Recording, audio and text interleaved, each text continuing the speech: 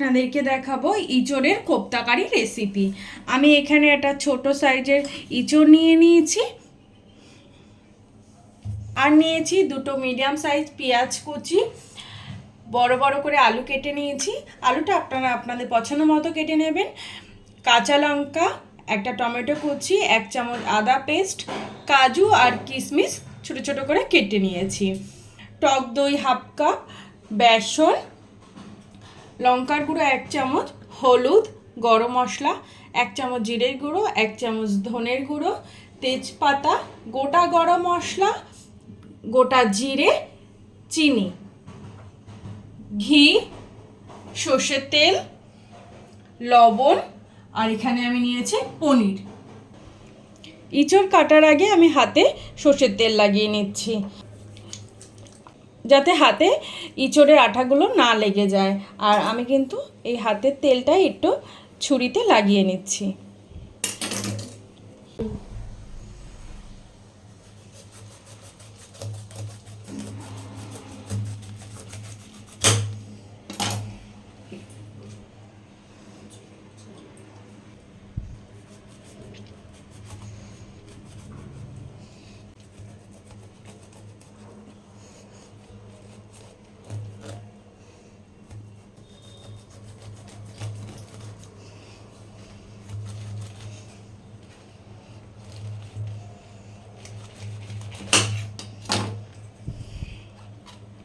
ইঁচড়টা আমি দুভাগ করে কেটে নিয়েছি।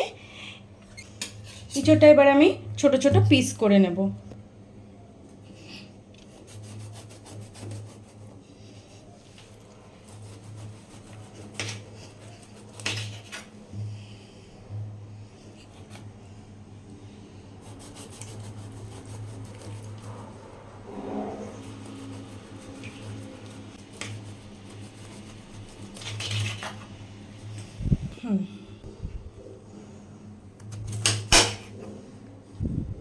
ইঁচড়ের যে এই সামনের শক্ত অংশটা থাকে মিডিলের, সেটা কিন্তু আমি ফেলে দেব।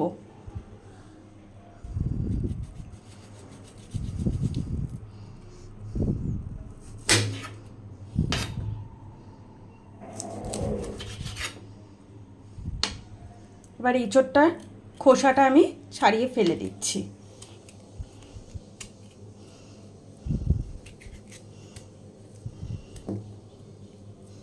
ইঁচড়টা ছোট ছোট করে টুকরো করে নেব, আর ইঁচড়টা কেটে আমি জলের মধ্যে দিয়ে দিচ্ছি।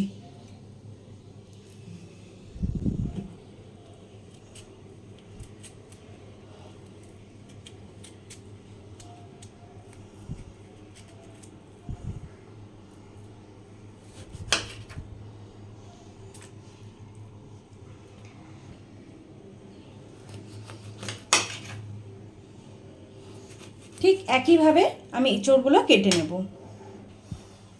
ইঁচড়ের এই মিডিলের শক্ত অংশটা কিন্তু ফেলে দিতে হবে, এটা কিন্তু খেতে ভালো লাগে না।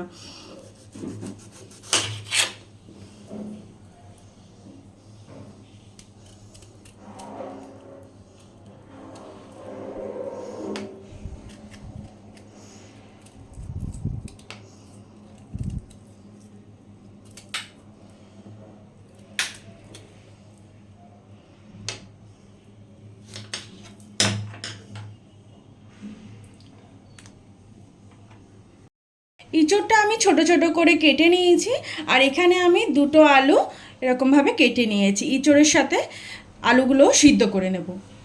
ইঁচড়গুলো আমি একটা প্রেসার কুকারের মধ্যে নিয়ে নিচ্ছি সিদ্ধ করব বলে।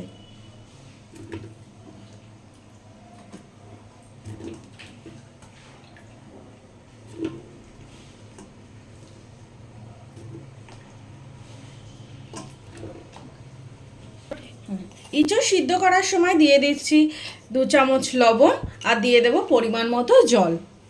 দিয়ে দিচ্ছি পরিমাণ মতো জল।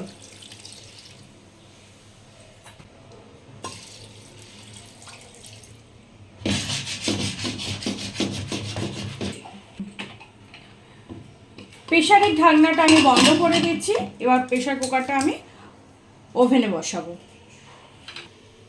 প্রেসার কুকারে 5টা সিটি দিয়ে নেব, যাতে ইঁচড়টা একদম নরম হয়ে যায়। একটা সিটি মারার পর আমি প্রেশারটা রেস্টে রেখেছিলাম। এবার আমি প্রেশারের ঢাকনাটা খুলে দেব।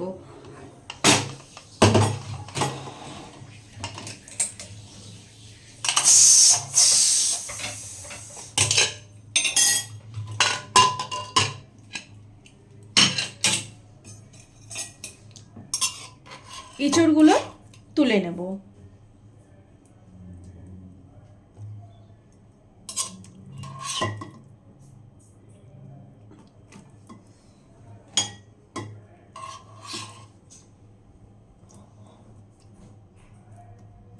সিদ্ধ করে নেওয়া আলু আর এঁচড়টা আমি ম্যাশার দিয়ে ম্যাশ করে নিচ্ছি।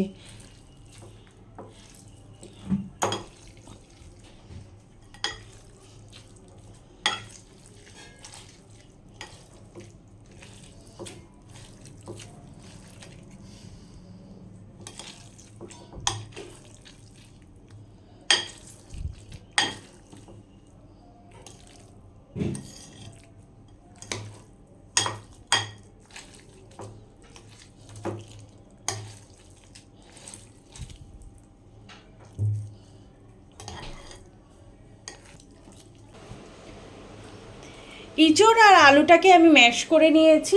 এর মধ্যে দিয়ে দিচ্ছি পনির, দিয়ে দিচ্ছি 1 চামচ লবণ, হলুদ, 1/2 চামচ গরম মশলা, আর দিয়ে দেব লঙ্কা কুচি, 1/2 চামচ আদা বাটা, কুচি করে রাখা কাজু,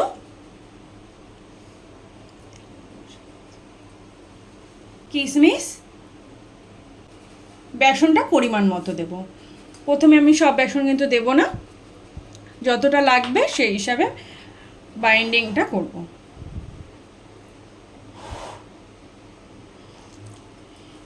এবার আমি ভালো করে হাত দিয়ে মেখে নেব।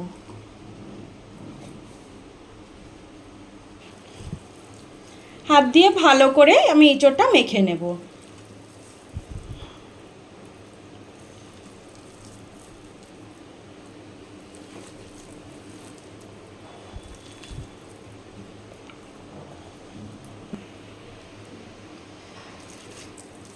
বাইন্ডিংয়ের জন্য কিন্তু আরেকটু বেসন আমি দিচ্ছি।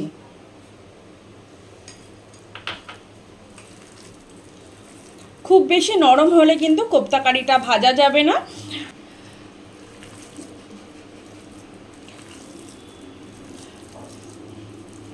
কোপ্তা কারিটা যেন খুব নরম নরম না হয় সেটা কিন্তু খেয়াল রাখতে হবে। খুব বেশি নরম হলে কিন্তু কোপ্তা কারিটা ভাজা যাবে না, ফেটে যাবে।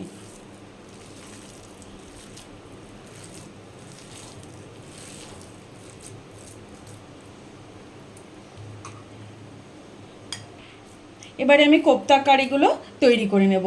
আপনারা আপনাদের পছন্দ মতো শেপ দিয়ে তৈরি করে নিতে পারেন।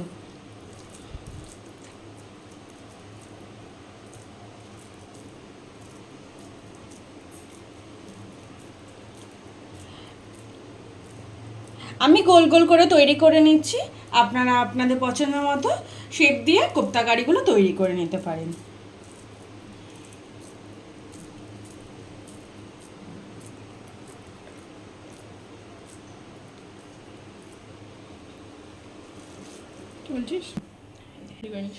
ইঁচড়ের কোপ্তা কারির জন্য বলগুলো তৈরি করে নিয়েছি। আর এদিকে আমি কড়াটাও গরম বসিয়ে দিয়েছি। কড়ার মধ্যে দিয়ে দেব সর্ষের তেল।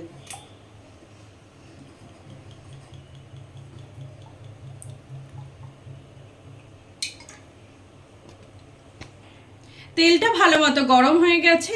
এবারে আমি ইঁচড়ের কোপ্তা কারির বলগুলো তেলের মধ্যে দিয়ে দিচ্ছি। ভালো করে বলগুলো ভেজে নিতে হবে।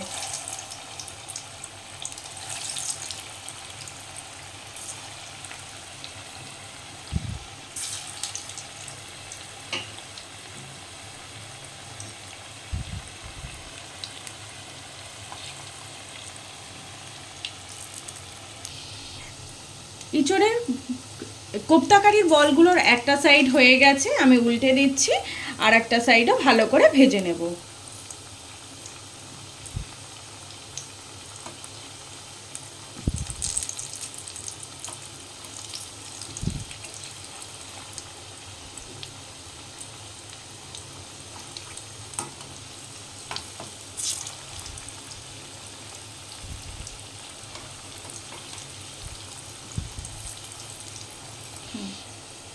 কোপ্তা কারির বলগুলো আমি লাল লাল করে ভেজে নিয়েছি গ্যাস মিডিয়াম ফ্লেমে রেখে। এবার আমি ইঁচড়ের বলগুলো তুলে নিচ্ছি।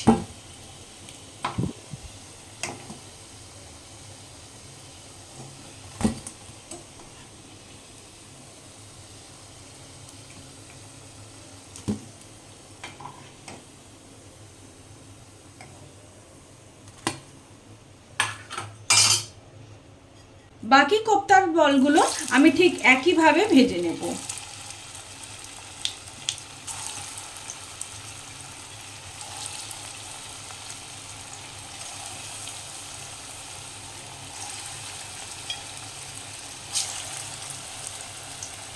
কোপ্তা কারিগুলো ভেজে তুলে নিয়েছি।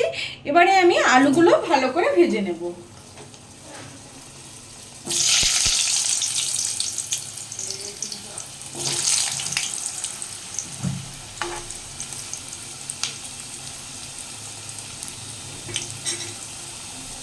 আলুগুলো ভাজার সময় অল্প লবণ দিয়ে দিচ্ছি।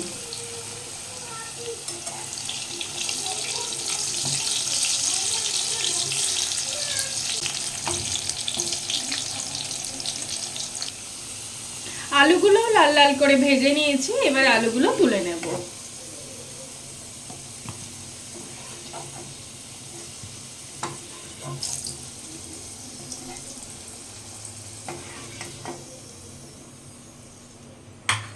আলুগুলো তুলে নেওয়ার পর তেলের মধ্যে দিয়ে দিচ্ছি দুটো তেজপাতা, আর দিয়ে দিচ্ছি গোটা জিরে আর গোটা গরম মশলা।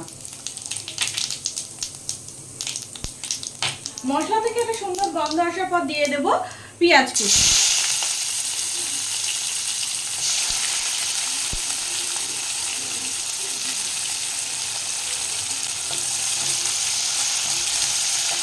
পেঁয়াজটা ভালো করে ভেজে নেব। পেঁয়াজটা যাতে তাড়াতাড়ি নরম হয়ে যায় সেজন্য দিয়ে দিচ্ছি হাফ চামচ লবণ।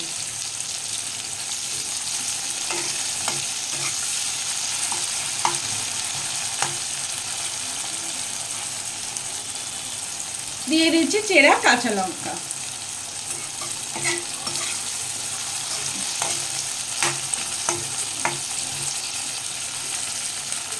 পেঁয়াজটা লাল লাল করে ভেজে নিয়েছি। এর মধ্যে দিয়ে দিচ্ছি টমেটো কুচি। টমেটোটাও ভালো করে ফ্রাই করে নেব।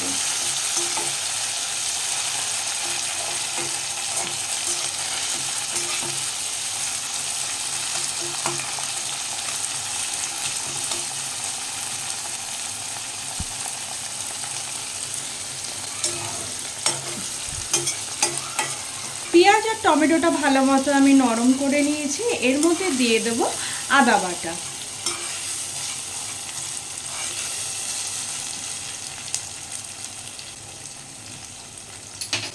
আদাটা কিন্তু খুব বেশিক্ষণ ফ্রাই করব না, 1 থেকে 1.5 মিনিট আদাটা ফ্রাই করব।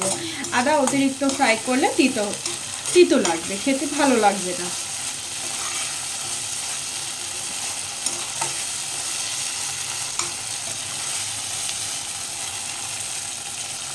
আদাটা 1 থেকে 1.5 মিনিট ফ্রাই করে নেওয়ার পর এর মধ্যে আমি মশলাগুলো দিয়ে দেব। দিয়ে দিচ্ছি ধনের গুঁড়ো, জিরের গুঁড়ো, অল্প গরম মশলা আমি এখন দিচ্ছি, বাকিটা আমি রান্নার শেষে দেব। হলুদ, লঙ্কার গুঁড়ো, আর দিয়ে দেব চিনি। অল্প জল দিচ্ছি যাতে মশলাটা পুড়ে না যায়।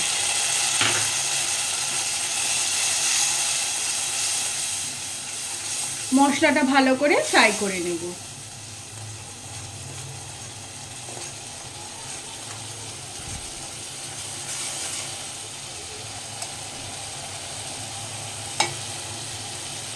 মশলাটা ফ্রাই করার সময় দিয়ে দেব টক দই। গ্যাস একদম কম করে কিন্তু টক দইটা দিতে হবে যাতে টক দইটা দলা বেঁধে না থাকে। এবারে আমি মশলাটা ভালো করে ফ্রাই করে নেব। মশলাটা ফ্রাই করার সময় দিয়ে দিচ্ছি লবণ। খুব বেশি লবণ কিন্তু আমি দিলাম না, কারণ ইঁচড়টা সিদ্ধ করার সময়ও কিন্তু আমি লবণ দিয়েছিলাম, আর পেঁয়াজটা ফ্রাই করার সময়ও আমি লবণ দিয়েছি। মশলাটা ভালো করে ফ্রাই করে নিয়েছি, মশলা থেকে তেল বেরিয়ে গেছে। এর মধ্যে এবারে আমি দিয়ে দেব পরিমাণ মতো জল।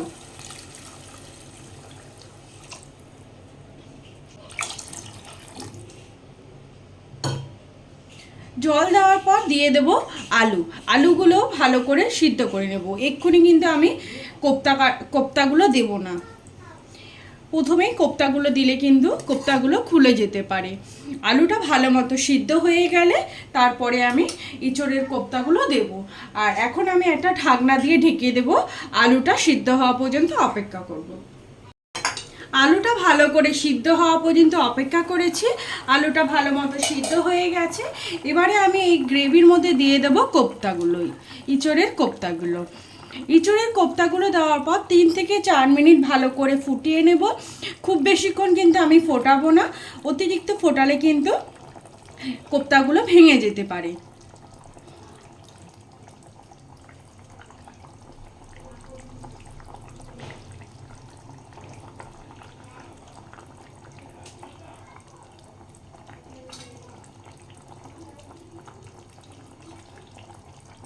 ইঁচড়ের কোপ্তাগুলো দেওয়ার পর কিন্তু আমি ঢাকবো না, 3 থেকে 4 মিনিট ভালো করে ফুটিয়ে নেওয়ার পর আমি ঘি আর গরম মশলা দিয়ে নামিয়ে নেব।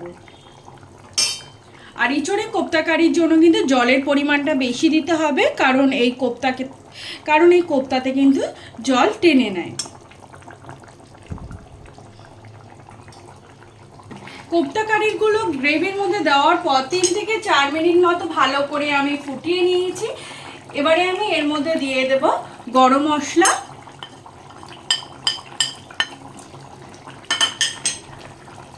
গ্যাসটা বন্ধ করে দেব আর দিয়ে দেব ঘি।